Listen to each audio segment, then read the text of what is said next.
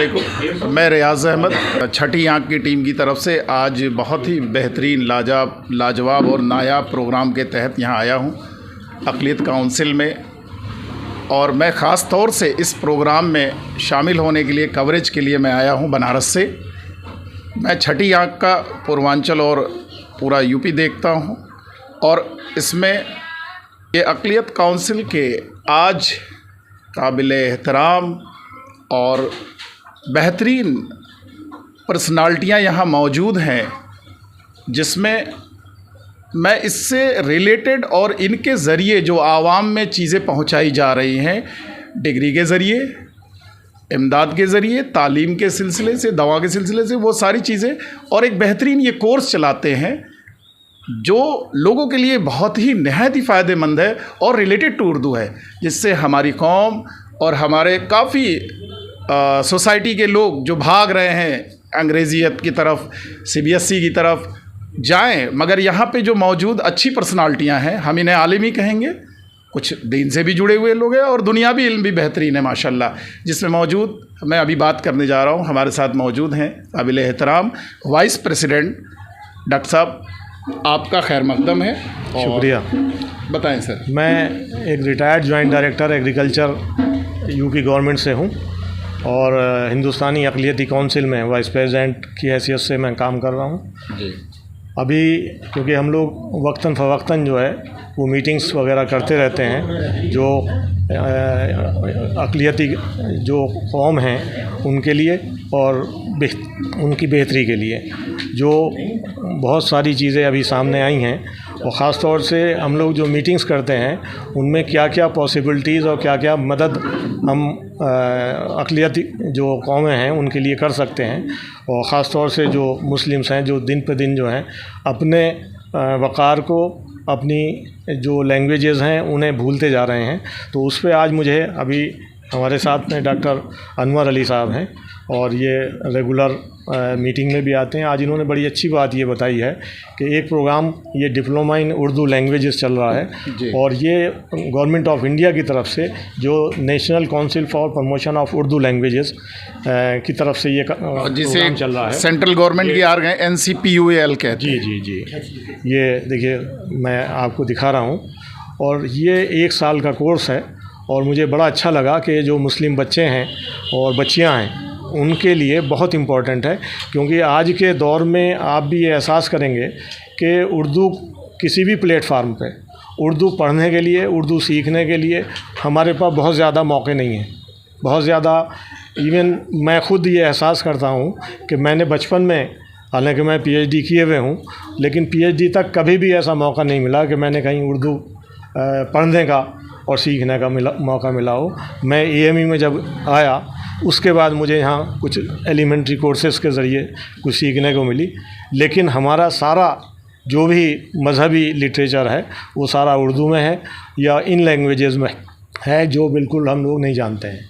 और मैं यहाँ तक कह सकता हूँ कि ये एक बहुत बड़ा मेरी समझ से काम है, अगर ये आपके ज़रिए जो है पूरे मुल्क में इस चीज़ के बारे में बताया जाए कि भाई ऐसे ऐसे कोर्सेज़ हैं। डॉक्टर साहब, आपकी काउंसिल जो ये कोर्स करा रही है, जी जी, इसकी कुछ फ़ीस भी रखी गई है? ये मेरे ख्याल में डॉक्टर साहब बताएँगे।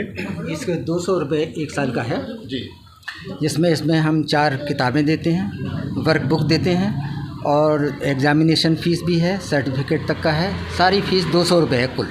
और ये पूरे 1 साल का सिर्फ 200 रुपये में, और मुकम्मल 1 साल का कोर्स है ये। एग्ज़ाम होता है बस 1 दिन बच्चे को ज़रूर आना होता है, बाकी जो बच्चे घर में पढ़ना चाहें वो घर पे पढ़ सकते हैं। बहुत आसान तरीका बताया गया है उर्दू सीखने का। और क्या इस कोर्स को करने के बाद, जैसे कि कमर्शियल कोर्स होते हैं, बच्चे जॉब सिलसिले से जाते हैं, क्या ये उर्दू कोर्स के साथ कुछ और भी आप इंक्लूडिंग दे रहे हैं इसमें? नहीं, इसके अभी तो यही कोर्स है जो NCPUAL की तरफ से है, सिर्फ यही है।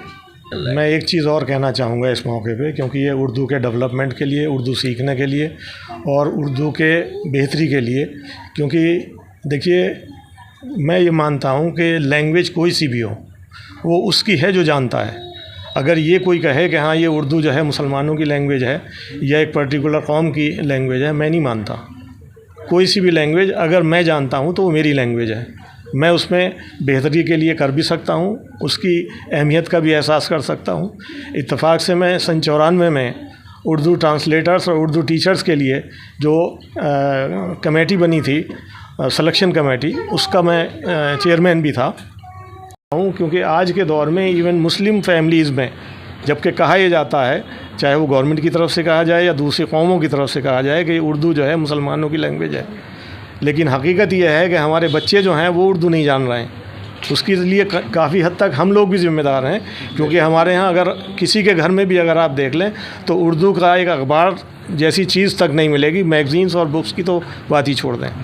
तो मैं इस मौके पे ये भी कहना चाहूँगा कि ये हम सब सीनियर्स की ज़िम्मेदारियाँ भी हैं कि हम अपने बच्चों को, और ख़ास तौर से जहाँ जहाँ भी हम इस बात को फैला सकें, इस बात को लोगों को एहसास करना पड़ेगा कि अगर इस लैंग्वेज को ज़िंदा रखना है, जो भी अपने आप को ज़िम्मेदार समझते हैं, तो ये करना पड़ेगा कि हम अपने बच्चों को पढ़ाएं और पढ़ाने के साथ साथ उन्हें इस लिटरेचर को आगे लाने के लिए कुछ ना कुछ बुक्स उनका एक एहसास कराएं कि भाई ये भी ज़रूरी है, क्योंकि हमारा सारा मजहबी जो लिटरेचर है वो मेनली उर्दू में ही है।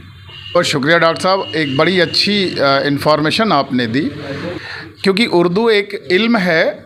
और इस चीज़ का मिसाल मैंने भी देखा था, एक फ़िराक गोरखपुरी साहब बहुत फेमस हुए, जिनका असली नाम था रघुपति नंदन सहाय, और वो यूपीएससी में चेयरमैन भी रहे और गोरखपुर के रहने वाले। उनकी लिखी किताबें यूनिवर्सिटी में पढ़ाई जाती है। बनारस के अंदर सनबीम बहुत बड़ा ग्रुप है, जिसके फाउंडर जनाब पोद्दार साहब, ये अफ़गानी थे और एज़ ए फ़ारसी के प्रोफेसर ये बीएचयू में अपॉइंटमेंट हुए थे। रिटायरमेंट के बाद उनके बच्चों ने सनबीम में ग्रुप बनाया है, बहुत बड़ा सीबीएसई का। तो आफ्टर ऑल ये चीज़ देखने को मिली है। अगर हम बेहतरीन फ़्रेंच जानते हैं तो हमारी लैंग्वेज फ़्रेंच है, अगर हम बेहतरीन इंग्लिश जानते हैं तो हमारी लैंग्वेज इंग्लिश है। मगर हकीकत में हमारी जो 1939 तक पूरे नक्शे को मैंने देखा हिंदुस्तान के डिवाइड होने से पहले, जिसमें बनारस तक की लैंग्वेज उर्दू में थी, कई स्टेट की थी।